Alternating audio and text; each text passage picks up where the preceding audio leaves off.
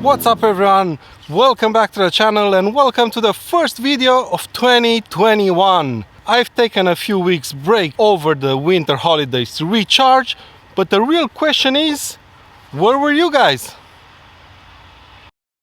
Now, if you're not subscribed, please do, and if you are, please hit that bell button and tell your phone to open my YouTube channel once a day at least. Now, in today's video, I've taken out my daily and I'm gonna put it against the M2 because I wanna discuss one of the hot topics of every winter. What's the best car to drive other than a four-wheel driven one in the winter? A front-wheel drive car or a rear-wheel drive car? So in today's video, we're gonna go through the pros and cons of both of these two cars. We're gonna see if we can have some fun with it, and finally I'm gonna tell you which is the one to have if you're planning to daily drive it in the winter.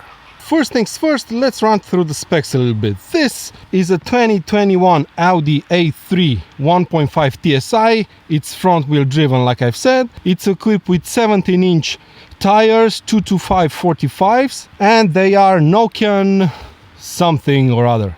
They're pretty good. Other than that, nothing special about this car. It's equipped with the automatic, the 7-speed DSG, and yeah, now the M2.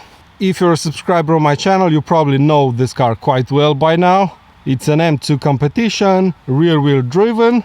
It's got Nokian winter tires as well, 255 35 in the front and 275 35s in the rear, 19s all around. It's a 7-speed double clutch automatic, and that's that basically. Now let's jump into the Audi and talk the pros and cons of this specific solution, front wheel drive. Now before we even delve into the topic of this video, before you drive either a front wheel driven car or a rear wheel driven one in the winter, please try and do the following. A, buy some winter tires, that's really a must. B, drive extra carefully and please leave space to the cars in front of you, because if you need to make an emergency stop, you're gonna need more space to do so. And C, please don't be one of those people that only cleans a small part of his windshield from snow and then just proceeds to drive off like everything's fine. I call them submarines whenever I see them, because there's quite a lot of people like that even in Sweden. So there you go, please properly clean your car. The first pro of a front wheel driven car, because that's what we're driving right now, is the fact that it has more traction than a rear wheel driven car. Why is that? Well, simply because the driven wheels have lots more weight sitting on them, like for example the engine, and that extra weight not only gives more traction to the front wheels, but it also gives the car more stability when driving forward on a road covered with snow or ice. And even more so, a front wheel driven car has more traction off the line compared to a rear wheel driven one. The second pro is the fact that front wheel driven cars are usually more predictable, less twitchy under hard accelerations, and it's easier to regain control once they start to understeer, because that's what front wheel driven cars typically do in less ideal situations like we're facing right now. Also, having the front wheels do the traction and the steering can help you if you get stuck in a rut in the snow. Just turn the steering wheel left and right while accelerating until they start to grip, and then you can get out of that rut. But this pro I just mentioned also turns into a con quite easily, especially when you're in a turn and you're too optimistic with your throttle application. Because the front wheels also have to handle the power and the steering angle, when you apply too much power, the front wheels will start to get overwhelmed and you'll eventually lose the steering angle and you'll end up going straight. Now, of course, you can correct that understeer quite easily by letting off the throttle and steering the car back into its lane, but you have to be wary of that. Because if you're doing big speeds, that's gonna be trickier to do than it sounds. But can you have fun in a front-wheel driven car?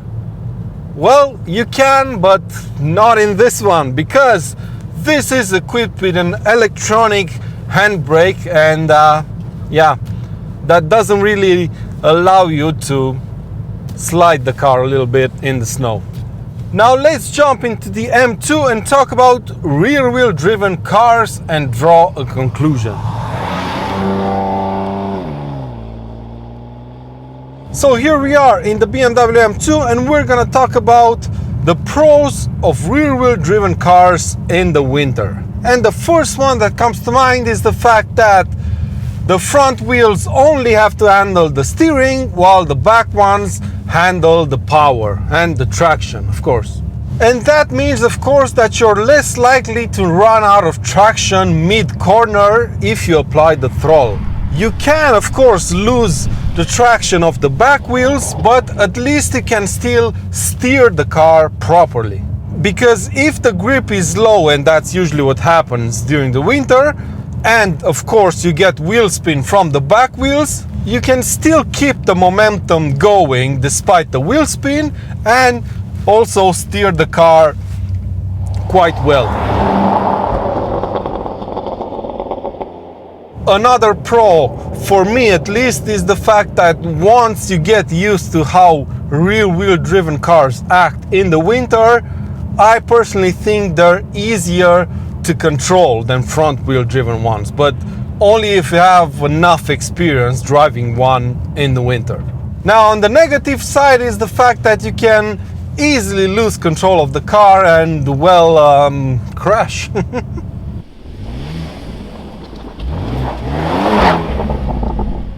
This usually happens to people that don't have a lot of experience driving, or to people that push these cars too much in these types of conditions. Modern traction control systems will help you quite a lot, actually, even in this M2 Competition that has a lot of power going to the back wheels. But if you're really pushing too hard, the back will step out of line, even just a tiny bit, even with the traction control fully on. So yeah, take it easy. Now also there's the fact that you don't have a lot of weight on the driven wheels, the back wheels, like you would have, for example, in a front wheel driven car. You have the engine sitting on top of the driven wheels. You don't have this here, so there's less grip than in a front wheel drive car. And that's basically the main reason why I tell people, if you drive a rear-wheel driven car in the winter, you really need to avoid getting stuck, especially on an incline, because you're gonna have very little traction on the back wheels and it's gonna be really tough to get going again. So conclusion time, which is the best platform out of these two to drive in the winter? Well, the answer is quite obvious, but there's not only one answer, there's multiple ones. The front-wheel driven car is obviously the safer options, especially for beginners. There's less chance of you spinning out of control and crashing, of course. But for me, rear-wheel drive is the way to go. And here's why.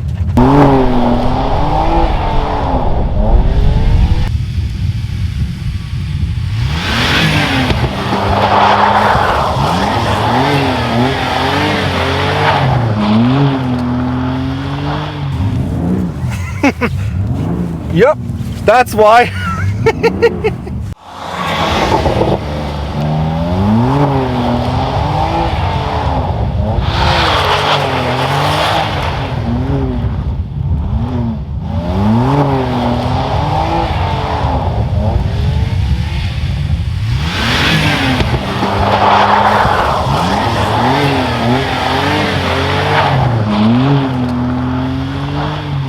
You can definitely have fun at slow speeds in the winter in a rear-wheel driven car, that's for sure.